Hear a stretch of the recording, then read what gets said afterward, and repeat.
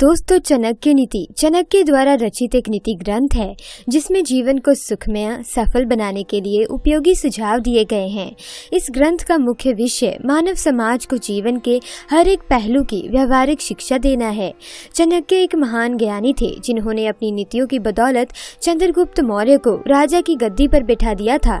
जानिए चाणक्य की कुछ ऐसी महत्वपूर्ण नीतियाँ जो आपको जीवन के किसी न किसी मोड़ पर काम आ सकती हैं। नमस्कार दोस्तों, स्वागत है आपका एक बार फिर से। दोस्तों, भारतीय संस्कृति में महिलाओं को पूज्य माना गया है, उन्हें सबसे उचित सम्मान प्राप्त है। यही वजह है कि हमारे यहाँ कन्याओं के पूजन की परंपरा है। दोस्तों, गरुड़ पुराण और समुद्रिक शास्त्र की बात करें तो इसमें महिलाओं के अंग के बारे में विस्तार से बताया गया है। दोस्तों, हर महिला की अपनी एक खासियत होती है। उनका कौन सा लक्षण किस पुरुष के लिए बेहतर और भाग्य बदलने वाला होगा, इस सवाल का जवाब समुद्रिक शास्त्र में बताया गया है। इसमें महिलाओं के बालों से लेकर पैरों और नाखूनों तक की स्थिति को बताया गया है कि उनका क्या फल मिलता है। इसमें महिलाओं के बड़े अंगों का भी अलग अलग फल बताया गया है। शायद यही वजह है कि हमारे घर के बुजुर्ग विवाह के लिए जब लड़की देखने जाते हैं तो शारीरिक सुंदरता की बजाय बालिका के शारीरिक अंगों और लक्षणों पर अधिक गौर करते थे। आइए अब हम आपको बताते हैं कि महिलाओं के अगर कौन से अंग बड़े हैं तो वे पति और परिवार के लिए भाग्यशाली है या दुर्भाग्यशाली, उनके लिए बहुत शुभ हो सकती हैं ऐसी महिलाएं या नहीं। तो आइए जानते हैं इसके बारे में। दोस्तों, नंबर 1, लंबी गर्दन। समुद्रिक शास्त्र में लंबी गर्दन वाली महिलाओं को मंगलकारी माना गया है। जिन महिलाओं की गर्दन लंबी होती है वे ऐश्वर्यशालिनी होती हैं। इनके पास संपूर्ण वैभव होता है और इनके रहते पति को कभी भी पैसों की कमी नहीं होती। नंबर 2 है लंबे और बड़े बाल। दोस्तों, शास्त्रों में वर्णित है कि लंबे बालों वाली महिलाएं पद्मिनी होती हैं, अर्थात उच्च कोटि की होती हैं।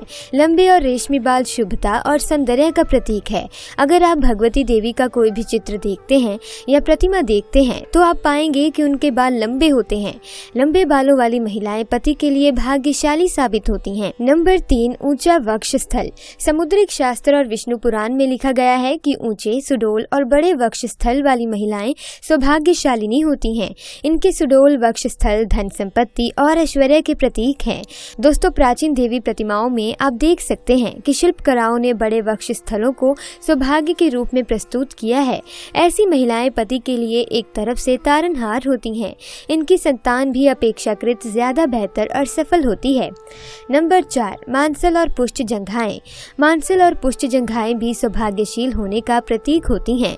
समुद्रिक शास्त्र के अनुसार जिन महिलाओं की जंघाएं पुष्ट और मांसल होती हैं तो वे औरत बहुत ही भाग्यशाली होती है। इनके कारण ही पति को मकान और वाहन आदि का सुख बेहतर ढंग से प्राप्त होता है। पतली और विकृत जंघाओं को शास्त्रों में अच्छा नहीं माना गया। नंबर 5, लंबे और बड़े बाल। दोस्तों, शास्त्रों में वर्णित है कि लंबे बालों वाली महिलाएं पद्मिनी होती हैं, अर्थात उच्च कोटि की होती हैं। लंबे और रेशमी बाल शुभता और सौंदर्य का प्रतीक है। अगर आप भगवती देवी का कोई भी चित्र देखते हैं या प्रतिमा देखते हैं तो आप पाएंगे कि उनके बाल लंबे होते हैं। लंबे बालों वाली महिलाएं पति के लिए भाग्यशाली साबित होती हैं। नंबर 6, बड़ी बड़ी आंखें। दोस्तों, बड़ी बड़ी आंखों वाली महिलाएं बहुत ही सौभाग्यशाली होती हैं।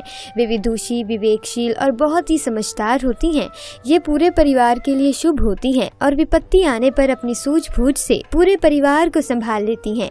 इनके रहते घर में कभी भी धन की कमी नहीं होती। नंबर 7, लंबी नाक। सामान्य से कुछ लंबी नाक वाली महिलाएं गंभीर और शांत स्वभाव की होती हैं। ये हर विपत्ति का सामना करने में सक्षम होती हैं। इनके कारण पूरा परिवार सुरक्षित रहता है। इसके अलावा सामान्य सिर और सामान्य आकार के कान वाली महिलाएं परिवार के लिए बहुत ही अच्छी मानी जाती हैं। दोस्तों, नंबर 8 है पैर और उंगलियां। समुद्रिक शास्त्र में महिलाओं के हाथ और पैरों का विशेष महत्व दिया गया है। सामान्य आकार के चिकने पैरों वाली महिलाएं एक तरह से लक्ष्मी स्वरूप होती हैं। इनके पैरों की सबसे छोटी उंगली कुछ लंबी और भूमि को स्पर्श करती हुई होती है। ये महिलाएं बहुत ही सौभाग्यशाली और पति के लिए लकी होती हैं। इसी तरह हाथों के मध्यम आकार की उंगलियां और चिकने हाथों वाली महिलाएं भी बहुत ही लकी साबित होती हैं। तो दोस्तों, अब हम चाणक्य नीति में लिखे हुए आचार्य चाणक्य की कुछ अनमोल नीतियों के बारे में जान लेते हैं।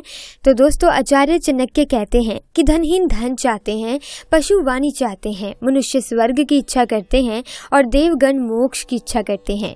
सत्य से पृथ्वी टिकी हुई है, सत्य से सूर्य तपता है, सत्य से वायु बहती है और यही सभी पदार्थ सत्य में ही स्थित हैं। विदेश में विद्या ही मित्र होती है, घर में पत्नी मित्र होती है, रोगियों के लिए औषधि मित्र है और मरते हुए व्यक्ति का मित्र उसका धर्म और सत्कर्म है।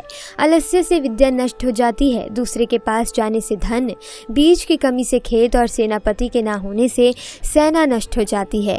अभ्यास से विद्या, सुशील स्वभाव से कुल, गुणों से भला मनुष्य और क्रोध का पता आंखों से लगता है।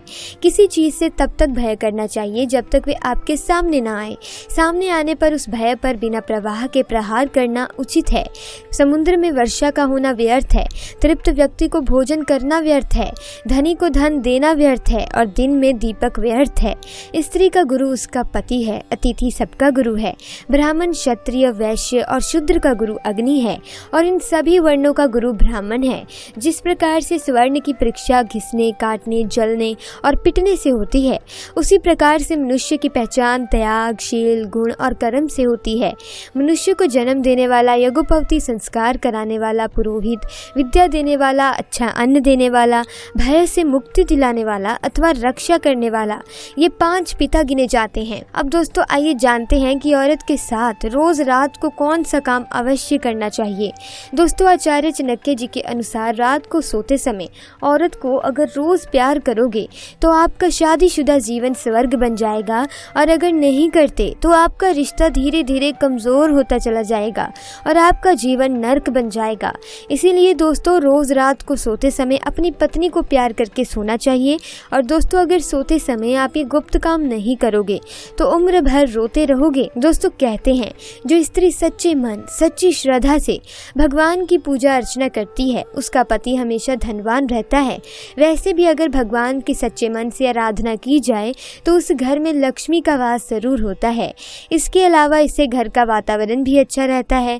दोस्तों आचार्य चाणक्य आगे कहते हैं कि जो स्त्री घर का ध्यान रखती है और घर के सभी कार्य शांति से संपन्न करती है, इसके साथ ही दिन रात पति की सेवा, उस स्त्री से लक्ष्मी बेहद ही प्रसन्न होती हैं। और आपको बता दें कि ऐसी स्त्रियों पर लक्ष्मी जी खुद अपनी कृपा बरसाती हैं। जी हाँ दोस्तों, इनके पति पर हमेशा पैसों की बरसात होती है। दोस्तों जो स्त्री गरीब को कभी खाली हाथ नहीं भेजती और दान में कुछ न कुछ देती है, उस स्त्री का घर धन धान्य से हमेशा भरा रहता है। दोस्तों वैसे भी कहते हैं कि अगर किसी गरीब को दान दिया जाए तो माता रानी आपकी झोली खुद ब खुद भर देती है। यहाँ तक कि जिस घर की स्त्रियां ऐसी होती हैं उनके घर कभी गरीबी दस्तक नहीं देती और उनके पति को खूब धन लाभ होता है। तो दोस्तों ये थे आचार्य चाणक्य जी के कुछ बेहद अनमोल विचार जो मैंने आप लोगों के साथ इस वीडियो के माध्यम से शेयर किए हैं। आशा करती हूँ कि आपको मेरी आज की वीडियो अच्छी लगी होगी। दोस्तों अगर आपको आज की वीडियो पसंद आई है तो वीडियो को लाइक करें, अपने दोस्तों अपनी फैमिली के साथ शेयर कीजिएगा, साथ ही हमारे चैनल को सब्सक्राइब करें ताकि आपको ऐसी ज्ञानवर्धक जानकारी सबसे पहले पहुंचे। वीडियो को अंत तक देखने के लिए दोस्तों आपका बहुत बहुत धन्यवाद।